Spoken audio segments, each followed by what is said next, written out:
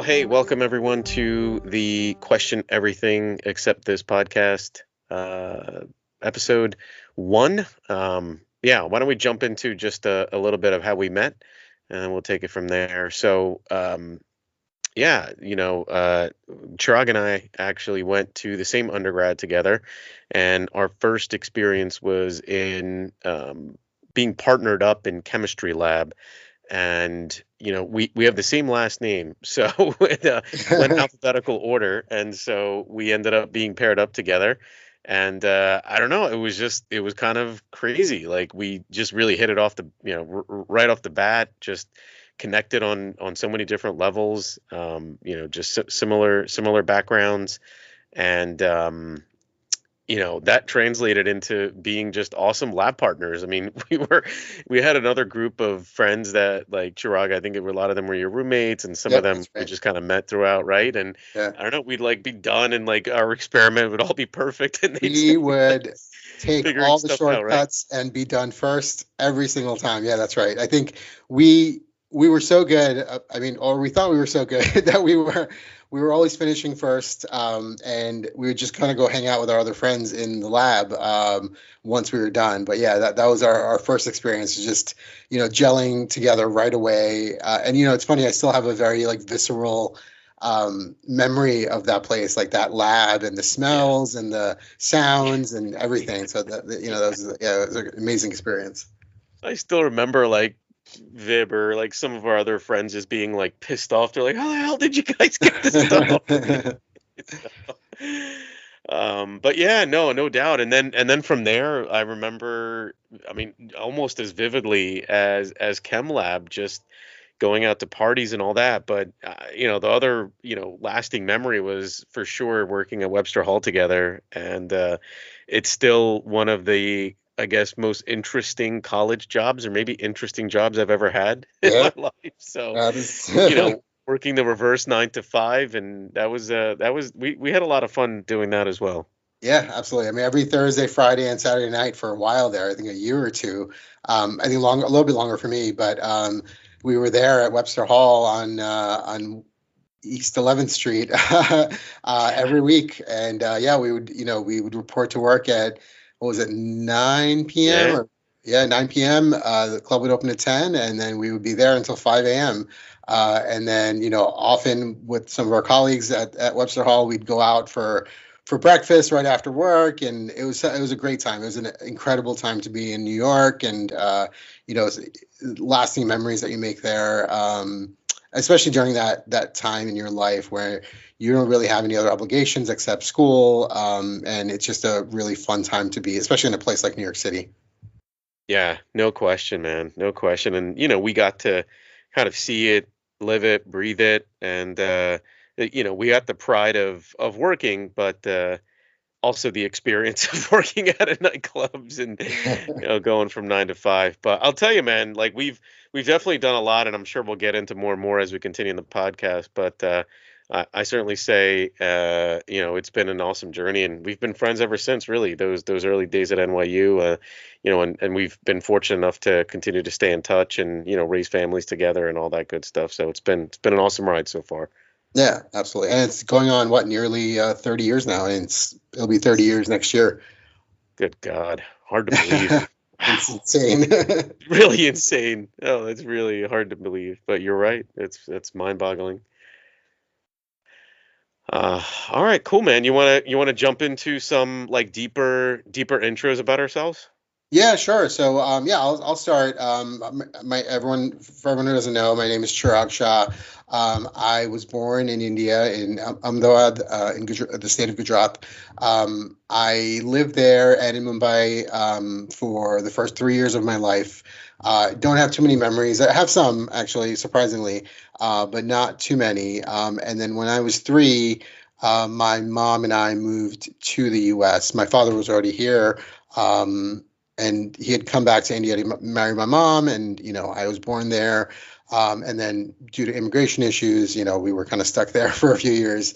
My mom for 2 years before I was born, and then so a total of 5 years, and then me until I was three. So in 1980, my mom and I packed up. We moved to Queens. It was, I'm sure for my mom, it was kind of a culture shock, but, some of my earliest memories in Queens. And I even remember actually seeing my dad at the airport.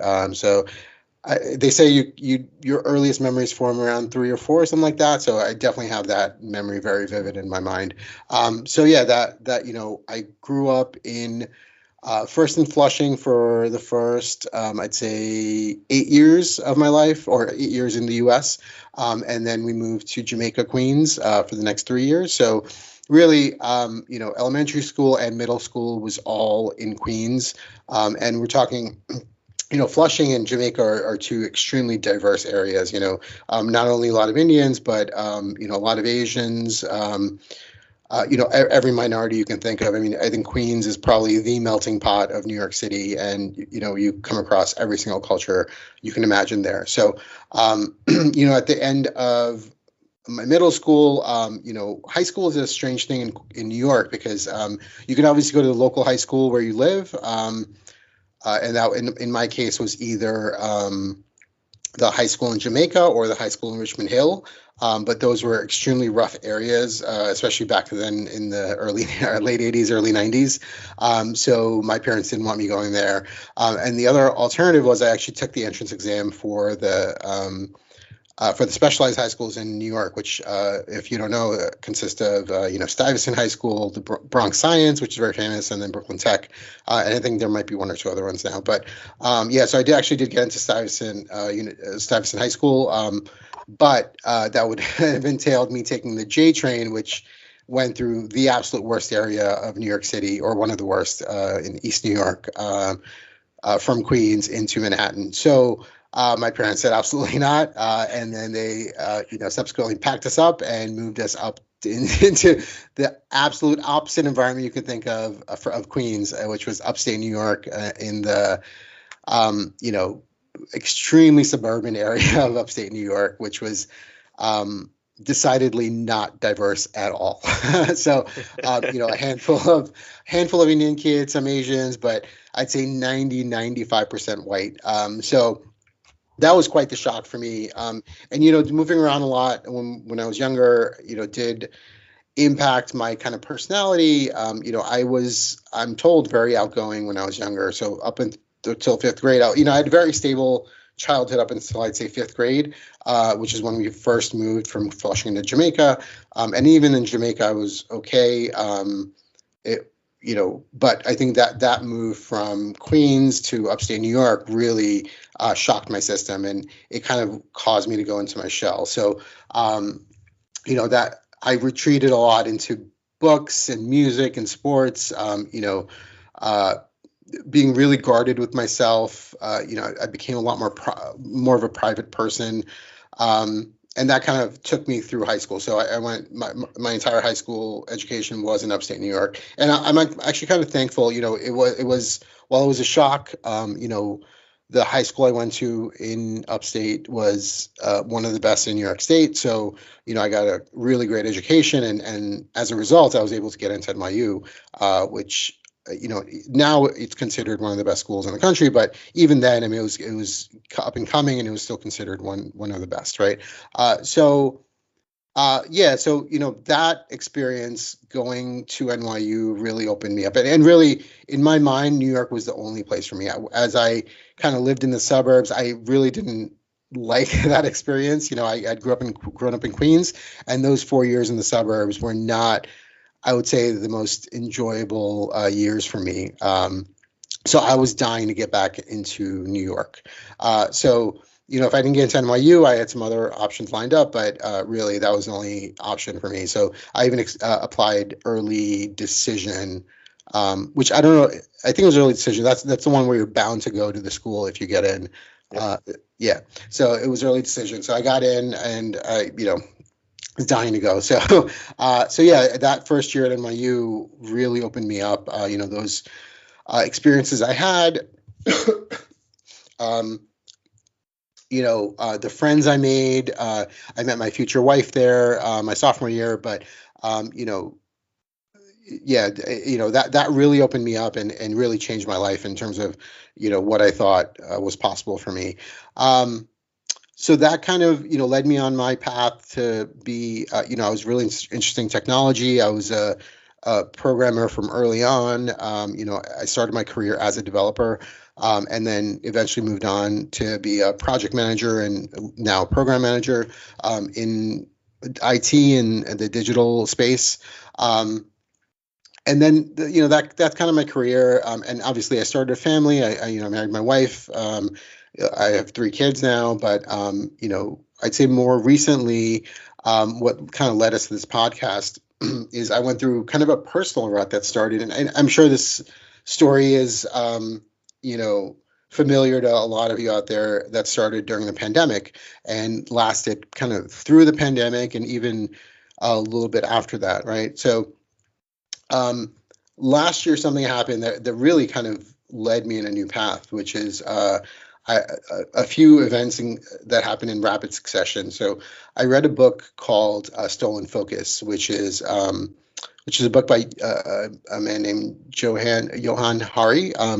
And it's a book about how our modern world is, with all the digital distractions that we have with our phones and social media, and the constant barrage of information that's thrown at us, has just fractured our attention and just made us into kind of like these, um, you know, these humans that can't really focus on anything, right? So, all these social media companies and all these tech companies are really stealing our focus. So, that book really taught me to try to focus better offline. So, I cut out a lot of social media. I cut out a lot of like kind of screen time, started reading a lot more. And it's ironic because it's a book that, you know, somehow I was kind of inclined to read. That led me down that path, which is great. And then around the same time, I rediscovered, something called Stoic philosophy, which I'm sure a lot of people are familiar with, even though I think sometimes it's misunderstood. And I'd read about it before, but I think something about that time last year in my life where I'd read this other book and I rediscovered the Stoic philosophy, and specifically Ryan Holiday and his Daily Stoic website and videos. It's something about it just really hit me hard. Um, you know, Something about the Stoic philosophy. One thing about the Stoic philosophy is, something called memento mori, which is remember death, really. And it's just a constant reminder that our time on this earth is really, really short, and we hit a cosmic jackpot just by being here. So, it's something that I kind of take with me now, and really try to use to make the best out of my life, and try to really think deeply and not be distracted so much, and do deep work, and have meaningful relationships. So that's the second thing. So just rediscovering Stoic philosophy, and then the third thing that happened was I read a book called Outlive by Dr. Peter Attia. And some of you might be familiar with him, but it's a book about not only improving our or increasing our lifespan, but increasing our health span. And I won't get into the details of it now. I think that could be a whole episode on its own, but it really caused me to take a look at how I live my life, and get into better shape. I've been spending a lot of time, with all the time that I saved from not being distracted by all these digital distractions. I've been putting a lot more time into getting my mind and body into better shape. So yeah, those three things last year really helped me. And just as an example of how it helped me by cutting out all these digital distractions, I'd say from like 2019 to 2022, I was looking back on my Goodreads history, and I probably read a total of 5 books in that time. And then just in 2023, in the second half of 2023 alone, and that's I read Stolen Focus sometime in the middle of the year. So the second half of the year, I read 12 books. So, I basically tripled my output in a little under half a year from the previous 3 years. So, and that's not to boast. I mean, everyone reads at different speeds, and it's that by cutting out all the digital distractions, it really allowed me a lot more time to focus on myself, to really try to improve myself, right? So so yeah. Um, so everything since then has kind of flowed from those three events in my life in the past year. Um, and I recently been thinking a lot more about philosophy, trying to read a lot more, not only the Stoics, but other philosophers. I recently read a book by Alan Watts who kind of demystifies Hindu philosophy and kind of strips away the mysticism and the superstition out of the religion, and really just looks at the philosophy from the original scriptures. So I find that really interesting. Um, so yeah, I was just exploring different aspects of philosophy um, and yeah, and then we'll kind of get into how we came to this podcast. But I want to throw it over to Sinead to talk about his journey. Yeah, thanks, man. It's so interesting. I know you and I talked a little bit about Stolen Focus and Johann Hari, and I don't think I told you this like real quick story. Like I had a similar kind of excitement when I first read Stolen Focus and was introduced to Johann Hari as an author, and I think the timing of when that book was published was couldn't have been, more appropriate. And we were looking at, our kids were in very formative ages. Like I had, kids in middle school when I first, two boys in middle school when I first came upon that book, and we're like, oh my gosh, we got to get, like, my wife and I were like, we got to get everybody like aware of this. Like, we can't raise kids that are like, because a lot of kids, they start getting cell phones in middle school.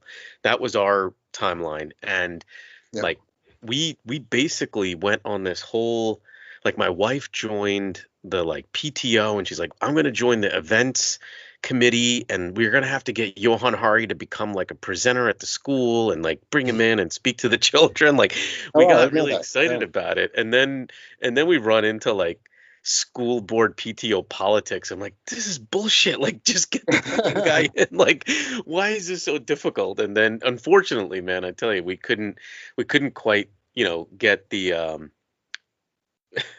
we couldn't cut through the bureaucracy to get him in. And it was interesting because it was literally a coalition of, like, my wife had like three or four other friends that wanted to bring him in to speak, and then there was just another group that was kind of, I guess, the, let's call it, the establishment, and they had no interest in this. They wanted to kind of go with what they've done in the past. So Right. we lost the battle. But anyway, just another connection point for you and I of how, this book is just like, yeah, had such a big impact on our life, Yeah. and it did for me as well.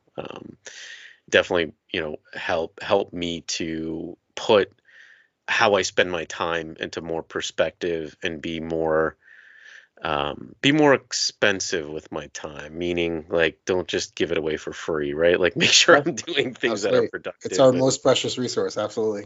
yeah, exactly. And like, yeah, it tells you, it's just like anything that it's like kind of watching the clock, right? Like, if you're not careful, someone else, and or intent, or like intentful with what we do, right? Like, someone else will come and take our time away. And I think we as a society feel guilty to that for sure. And I'm sure we'll talk more about that as the pod goes on. But Yep. let me go a little bit further back, because I know, you guys got a good feel for Chirag's background. I'll go back to the early days for me, and again, like we talked about it in the intro, like, this is, I think, part of why Chirag and I just kind of hit it off was, I was actually came to America, like, I was born here, right? I know, Chirag, you came, at 3 years old, but I was born here, same area, Flushing, Jackson Heights, like, born in Queens. And I do have a few memories from my childhood, living in New York. When I was about four, we moved to suburban New Jersey. But the one thing that I do recall, and in my time at, being a kid there, was, I don't know how I remember this. Maybe it was from the stories, but I just remember having to walk up all those steps to our apartment. And I don't know how as a kid it bothered me, but, like, that's what I remember about, growing up in there in Jackson Heights. But anyhow, so yeah, then we moved out to suburban New Jersey, and same kind of, like, when I first moved to Jersey, we were like in, like, in a slightly more urban area, like just outside of Trenton, So it was still pretty, like not a great area. We're in an apartment, and still a very diverse neighborhood. Like I didn't feel that out of place. There was all kinds of ethnicities, lots of minorities, and was in good shape. And then in third grade, we moved to like real suburbia, and yeah, there was like maybe like 5% of the kids were a minority. Otherwise, it was 95% white, Yeah. and definitely culture shock. Same thing, introverted, nerdy, wouldn't tell my parents anything, just kind of went into my own shell, did my own thing.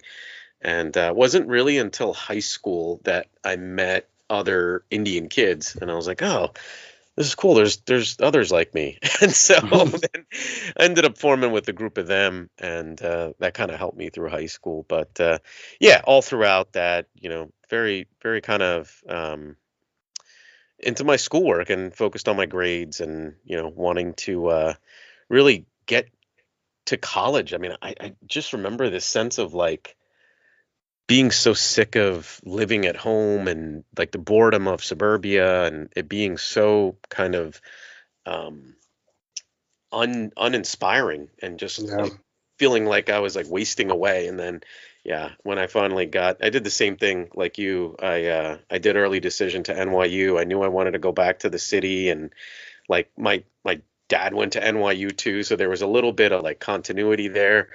And yeah, I majored in chemical engineering, which was like a weird thing, but my dad was a chemie too, so I was like, yeah, I didn't know what I wanted to do. I'm like, yeah, easy enough, like just do what your dad did. So that's essentially what I did. That was my motivation for my major. But I'll tell you, when it comes to thinking about life and philosophy. I mean, I feel like I've been doing that for as long as I can remember. And I remember like thinking that there was something wrong with me because I was having all these like weird thoughts about, the purpose of life as like a 14-year-old, 13-year-old, 12-year-old. And I'll never forget, like, as I was learning about the planets and like thinking about how planets work and how they spin and they're circular. And I don't know, I feel like something about like learning about biology at the same time was like, but we have like cells and things in our body. And I just made this like weird connection of like, well, what if the planets are like cells in another gigantic being's body? And, we're just kind of this insignificant, being on this cell that's like, part of another large, gigantic, being. And I was like, that's a really weird thought. Like, I don't know if anybody else has thoughts like that. And I later learned like it was very similar to, right, like the whole concept of fractals. And I was like, yeah, that's kind of what I thought, we were. And I'm like, well, yeah, like there's no way we'll ever prove it or disprove it. But I mean, I guess that's what philosophies are. I mean, you just kind of, look for, certain, factors or certain concepts or thoughts that make sense, and you try to string them together and try to build purpose around that. And I mean, I feel like that's what we're going to be doing in this podcast, and I love doing it. I enjoy doing it, and yeah, looking forward to doing more and more of that as we kick off and dig deeper into this. And I know we talked in the beginning about books that we've read, and those definitely inspire us. And I'm very similar to you in that I didn't study philosophy in school. Like I was an engineer and all that. So philosophy was just something that I just kind of talked about it. And I feel like just like you kind of mentioned in the train ride, like it was just such a great vibe and a great connection to just talk about philosophy. And I'm like, well, this is like, how great would it be to just dedicate time every week or every couple weeks to just talk about this stuff. Like that would be so much Yeah, fun. yeah. And actually, I don't think we talked Right? about that yet. So why don't we talk about a little bit about how we came to this podcast? So, Yeah, let's do it. yeah, I think let's see, in January, I believe it was of this year, 2024. Sorry, we were meeting up with some friends for a Knicks game in the city, and Sunay and I happened to, meet up. We were taking the train in from Secaucus into New York, into Penn Station, and we happened to be on the same train, just coincidentally. So we sat together, short train ride, but we kind of started talking about some of these things that we'd been thinking about recently. It just kind of came up, and yeah, we kind of talked, had similar. And I feel like this is our whole history. Is like we kind of come to things around the same time. We kind of have a similar history, and yeah, we kind of came to this around the same time, and we've both been thinking about this a lot. And so we got to talking on the train ride in, also on the train ride back, about philosophy and all these things we've been thinking about. And that once that was done, we I don't think we talked for a little while, but I think we did start sending some articles and some links back and forth over text and email, and that sparked some discussion back and forth, just over email and text. And I think Sunay, it was you that said we should just set aside some time to talk about this every week. And then I had the bright idea of, hey, why don't we just start a podcast? We're going to talk about it anyway. Everyone else has a podcast, so why not us? Right.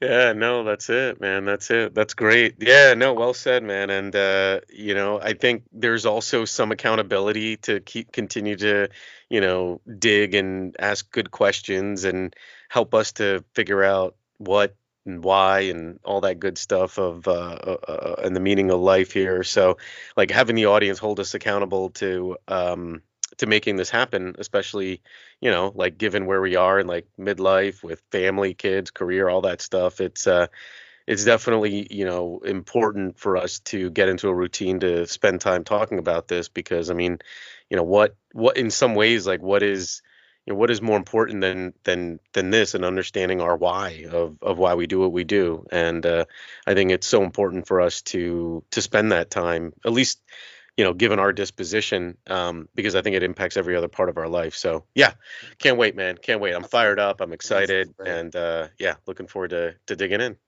Definitely, man.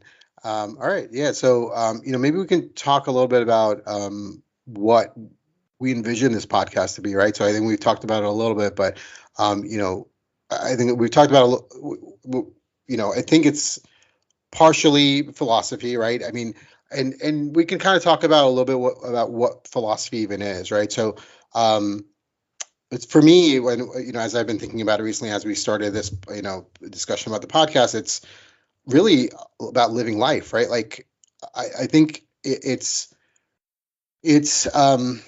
applicable to everyone. Like you said, it's how do we live our life? We it's a short time that we're on this world in this life, right? I think Neil deGrasse Tyson puts it well, where he says that we hit the cosmic lottery, right? Like the jackpot, like of all the various combinations of DNA, we somehow formed consciousness, like our singular consciousness is here, and that is a complete fluke, and we are lucky to be here, right? So, and then our time frame, this 60, 70, 80, 90, even 100 years that we're going to be on this earth is just a drop in the bucket of cosmic time. So I think philosophy is, how do we use this time, and how do we improve ourselves? How do we improve the world around us? How do we instill this in our kids? How do we, keep pushing our, humanity forward? How do we keep pushing our civilization forward? And those are big, big questions. And, you know, nothing I don't think we're going to answer on this podcast, but yeah, I think, it's really for everyone. I mean, if you don't think that philosophy is for you, I think you're wrong. I think it is for everyone. And, as far as what we want this to be, we're obviously not scholars, right? We're not, philosophy scholars. We're just two guys, but, I think that that's good. I think, we can talk about some scholarly topics, but it'll be more on the level of, regular people, right? So I hope that it'll be useful to the audience. And yes, Sunay, I don't know if you want to jump in there. Yeah, no, I'm with you, bud. From my perspective, like philosophy is the journey to figure out your why. Like for me, it's trying to figure out like why do I do what I do and behave the way that I behave, and is it the right way? Is it the wrong way? Who's to say it's the right way or the wrong way? And you can easily get into these spirals. And I think when I look at at least the different phases of life that we've gone through, from being just our own individual, like we talked about, going through college, and then being a husband, and then being a parent, I feel like each of those layers adds another, layer of complexity and even another perspective on what my why is of living, existing, and doing the things that I do. And I think in order for me to feel happy and to feel like I'm a productive member of society, I feel like I need to talk about this and I need to understand this better. And and like aware enough, intelligent enough that I know I'll never find answers, but I feel like the pursuit of answers is where brings me joy. And I think that's one of the main reasons why I wanted to do this podcast as well, is to like talk to you and then talk to others that are like-minded like us, who aren't like PhD philosophy majors in college and academics, but rather like folks that are, doing their 9 to 5 job or whatever we do these days, working from home in our remote office, working in corporate, trying to start their own business, whatever you're doing to make a living for yourself and your family. Um, at times and ultimately we're all going to be faced with our why. Like why are we doing this? Why are we chasing money? Why are we, chasing a new car or whatever materialistic, item that, that might attract our attention or give us motivation? And like just can't wait to talk and talk more about it. And I think we're definitely going to try to steer away from things like politics and like election drama and like any of that stuff. I think we're going to really be focused much more on you know you know things like consciousness, like truth, like meaning, determinism, right? Like I think it's good, stoicism, and all the other different sort of, you know, people that have come before us that have tried to figure this out, build upon it, and see how we can bring that narrative, and use what we can from history to bring that narrative forward into our modern era, because there's really nothing that I think has prepared us for what we're facing in our lifetime right now. And I mean, at least from our lifetime, but like I don't think it's ever been more important or relevant to talk about philosophy and truth and humanity and empathy and, what like is the best way to live a life where we can live in harmony with our fellow human beings and, provide the best for each other and reach fulfillment and happiness. So, yeah, I think it's super timely, and yeah, like I said, I can't wait to dig in. And not to mention our future AI overlords. But Yes, yeah, exactly. but yeah, no, I'm with you, man. That sounds great. All right, that's the pod. Great discussion as always. We hope you enjoyed it, and if you want to join the conversation, email us at questioneverythingexcept@gmail.com. See you next time.